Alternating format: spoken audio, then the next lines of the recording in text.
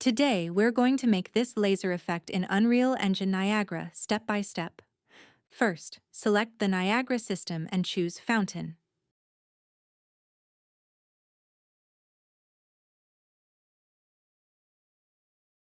Open it up and delete any emitters we don't need.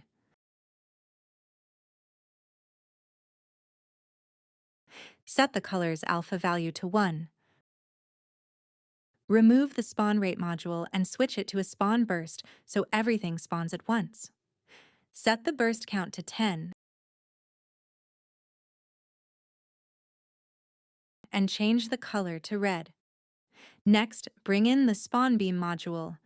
When you click Fix Issue, Niagara automatically adds the beam emitter setup module. Right now, the beam end is set to x-axis position 100, so the particles are spawning between 0 and 100, lined up along the beam. To connect them smoothly, add a ribbon renderer. Disable the sprite renderer, since we won't need it for this beam. Also switch the system to GPU compute. It's generally lighter and faster. Convert the beam end value into a user parameter, and now we can pass this value from Blueprint. That way, we can set the beam end to wherever the laser hits, making the beam appear exactly where we want it. Make sure to enable Absolute Beam End. Now let's move to the Blueprint side. I'm using the free first-person project from Epic Games. Using line trace by channel, we can get the hit location of the laser. Then we use setNiagara variable to assign that hit location to our beam end user parameter. Make sure the parameter name in Niagara and the variable name in Blueprint match exactly. After placing the Niagara system into the Blueprint and compiling,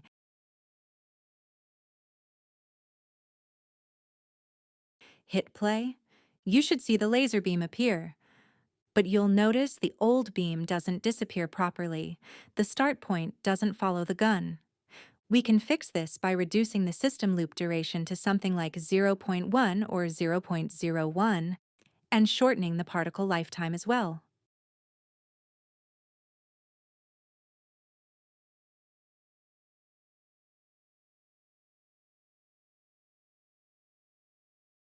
We also need to update the beam every frame.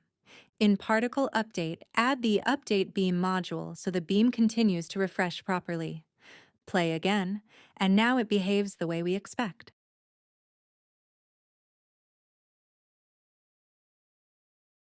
Now let's create the spark effect that appears at the point where the laser hits. In your Niagara system, right-click in the empty space and add a fountain emitter. Right now, the velocity is only pointing upward, so let's change the cone angle to 360 degrees. Set the sprite size to random non-uniform to make the particles stretch out nicely. Disable the existing scale color and paste in the custom scale color module we prepared earlier. Then stretch the scale once more to make the spark feel sharper. Next, go to the sprite renderer and change the alignment to velocity so the particles shoot outward in the direction of their movement. Disable the shape location module. Adjust the velocity strength, reduce the lifetime, and keep tweaking the values as needed.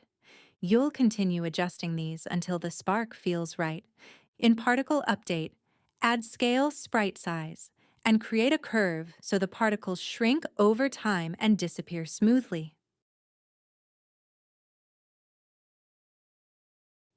Change scale color to a curve as well. Give it a very bright value at the beginning, then have it fade out gradually so it feels more like a spark.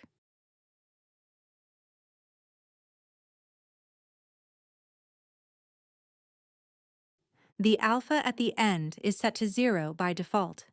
Change that to 1, and increase the brightness even more if needed. Right now, the spark is spawning at the start of the beam, but we want it to appear at the end of the beam. So go to Initialize Particles and go to Position, and change Position Mode to Direct Set. When the position value appears, drag and drop the beam end user parameter into the position vector. And now the spark appears at the correct location. Let's play it. You can see that the spark pops right where the laser hits. If the spark looks too weak, tweak the values. Make the hit feel stronger by increasing the brightness, and raise the spawn count from around 25 to about 40. Adjust the particle size as well. I also increased the brightness again inside scale color, and switched the emitter to GPU simulation. Now the basic laser is complete. But to create a magical, wand-like laser effect, similar to something you'd see in Harry Potter, we're going to add distortion. In Particle Update, add a curl noise force module. If you increase the noise strength, the beam twists a lot, but the start and end of the beam should not twist. Here's how we fix that. Set noise strength to a curve.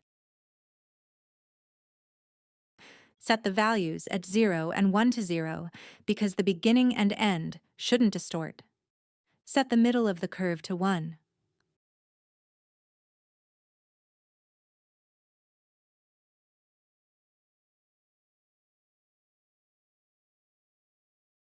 Right now, the curve index is set to particle normalized age.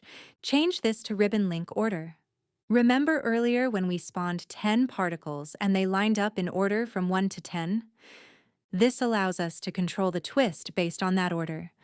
So we can keep the ends stable while twisting only the middle. Let's play it. You'll see a slight twist. If the curl noise doesn't show strongly, it's because we don't have enough particles. Increase the number to around 50 to 70. Play again, and now the curl noise effect becomes much more visible. Increase the curl noise even more using a scale curve and adjust both the frequency and the strength. Enable the spark emitter again and play. It should look something like this. If the laser still feels weak, increase the color brightness even more. Raise the spark spawn rate, give it stronger velocity, and stretch the size to your liking. You can keep adjusting these values, just like I do, until you find the exact look you want.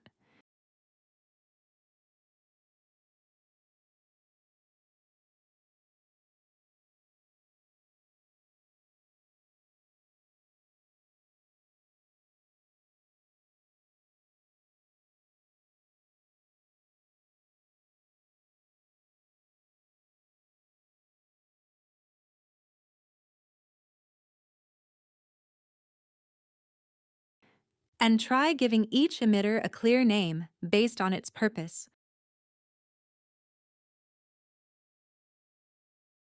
Now let's duplicate this emitter. This one will handle the spark that appears at the muzzle when the laser is fired. It's simple to set up. Go to Initialize Particle and reset all custom position settings back to default. Because this effect appears close to the camera, reduce the particle count, reduce the lifetime, and lower the velocity.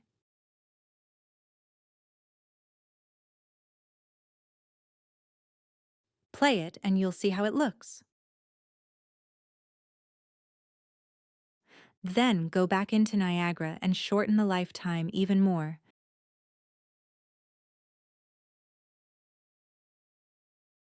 Enable local space, so the particles stick to the muzzle.